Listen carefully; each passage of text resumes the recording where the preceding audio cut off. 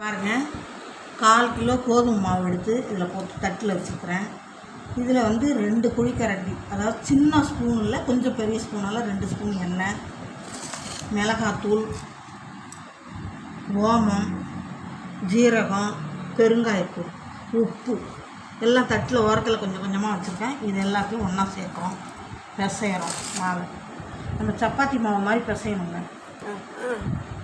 கோதுமை மாவில் ஒரு தட்டை செய்ய போகிறோங்க, அதுக்கு தான் இந்த மாவு. கோதுமை மாவில் ஜீரகம், 2 ஸ்பூன் எண்ணெய், மிளகாத்தூள், உப்பு, பெருங்காயத்தூள், ஓமம் இதெல்லாம் போட்டு இந்த மாதிரி பிசைஞ்சிக்கணும். கொஞ்சம் கொஞ்சமாக தண்ணி தெளித்து பிசையணும், கெட்டியாக பிசையணும். ரொம்ப தண்ணி விட்டுனா இது நல்லா வராது.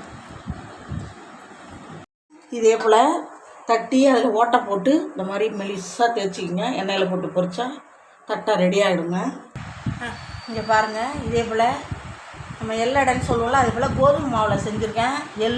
பாருங்கள், ஜீரகம்லாம் தெரியுது பாருங்கள், ஓமம் போட்டிருக்கேன், பெருங்காயம் போட்டிருக்கேன், மிளகாத்தூள், உப்பு, ஒரு 2 ஸ்பூன் எண்ணெய் எல்லாம் ஊற்றி பிசைஞ்சி நல்லா மெலிசாக தேய்ச்சி இது மாதிரி கட் பண்ணி எண்ணெயில் போட்டால் சுவையான கோதுமை தட்டை ரெடி. இதே போல் உங்கள் வீட்டில் செஞ்சு பார்த்துட்டு கமெண்ட்டில் சொல்லுங்கள். இந்த சேனலை பார்த்துட்டு சப்ஸ்கிரைப் பண்ணுங்கள். நன்றிங்க.